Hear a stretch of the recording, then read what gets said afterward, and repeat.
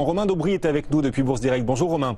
Bonjour Guillaume. On voit que ces trois valeurs-là prises dans ce feuilleton sont en hausse, surperforment, mais comme le soulignait Étienne, Suez gagne certes 4,8%, mais ne s'aligne pas sur l'offre de Suez qui le place à 18. On est à 15,63 là avec la hausse du jour sur Suez. Qu'est-ce que ça nous dit ça? Quel potentiel d'ailleurs est-ce que vous voyez sur ces valeurs au cœur de ce feuilleton? On a trois valeurs avec des configurations graphiques qui sont un petit peu similaires, mais avec clairement une sous-performante, une moyenne et puis une surperformante. Alors la sous-performante, c'est évidemment Veolia. Elle évolue dans un trading range depuis juin dernier, entre 17,88. Elle est allée toucher la borne haute à 20,55 du trading range bien au moment de l'annonce de l'OPA le 31 août dernier, mais elle rebaisse largement depuis et elle s'appuie donc sur ce support important à 17,88.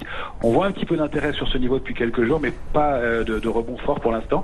Il faudrait pas casser ce support-là, parce que sinon c'est le prochain support important sur Veolia, c'est 15,15. Donc quant à Engie, elle c'est la valeur moyenne, elle aussi évolue dans un trading range depuis le mois de juin. La zone basse c'est 11, la borne haute c'est 12,27 et on constate dans ce trading range une médiane, un niveau médian de la zone de congestion latérale qui est à 11,55. Pour l'instant elle évolue en dessous avec des bougies qui sont d'incertitude, avec pas mal de volatilité à l'intérieur, sous la borne basse. Et puis il y a Suez qui est elle la valeur forte clairement.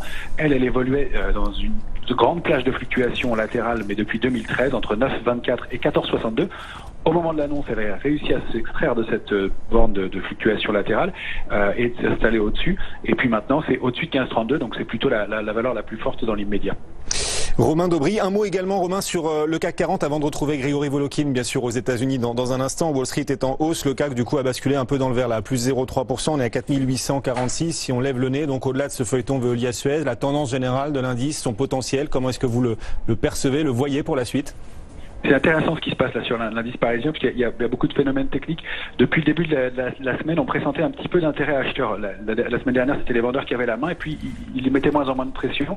Et depuis, un mouvement lent se met en place avec un peu moins de pression baissière. Et puis le rebond de lundi a vu l'ouverture de 6700 contrats futurs. Donc un mouvement qui est un peu soutenu pour une fois, et ça on n'avait pas vu ça depuis quelques temps. 6700 contrats futurs sur une position globale qui se situe autour de 250 000 contrats. Donc c'est plutôt un peu d'intérêt, et ça renforcé avec une position en option de vente, donc des puts, un ratio de couverture qui augmente beaucoup. Ça signifie du pessimisme, beaucoup de prudence de la part des investisseurs. Bon. C'est plutôt favorable pour la structure des marchés, et on constate que hier dans la petite baisse de 0,29%, 10 000 contrats futurs ont été détruits, donc les vendeurs ont manifestement capitulé, et ça donne un petit peu d'intérêt. Donc on construit là peut-être en ce moment une figure de retournement haussier en épaule, tête-épaule inversée, et on s'attaque au niveau en ce moment même, c'est 4846, 4851, on voit qu'on bute sur ce niveau depuis plusieurs séances. Si on arrive à s'en affranchir, on a une accélération haussière qui pourrait nous amener aux alentours des 5030 points. Donc pas énormément de potentiel, mais un petit peu d'intérêt manifestement pour les heures à venir. Romain Daubry, merci Romain pour Bourse Direct avec nous aujourd'hui. 4844 points le CAC à 1h20 de la clôture. Tout de suite, on s'envole pour Wall Street et les États-Unis. Grégory Volokhin nous attend.